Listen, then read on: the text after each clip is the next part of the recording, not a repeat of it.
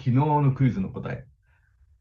予約をするという言い方は、特に予約ね、リザベーション、それからアポイントメント、ブッキングみたいな感じで、なんかどれも聞いたことあるんですけど、ちゃんと使えてんのって言われると、とっても怪しいはずです。だって日本語は予約するっていう日本語しかないからね。だけど、ダブルブッキングって言葉があったり、リザベーションって言葉知ってたりね。アポイントメントだって知ってるからね。どう違うのって。前にちょっとやったこともあるんですけど、人を予約するときはアポイントメントなんだよと。リザベーションなんか使ったら失礼だよっていうね。うん。じゃあブックはどうなのみたいな。本を取り置いといてっていうふうに、ブックはブックなんか絶対言わないみたいなね。そういういろんなことを今までやってきてますが、今回はだからそれをちゃんとまとめましょうっていう回なのね。なので、皆さんちょっと挑戦してみて、で、日曜日の僕の解説でしっかり皆さん理解しましょう。ということで、今日の問題。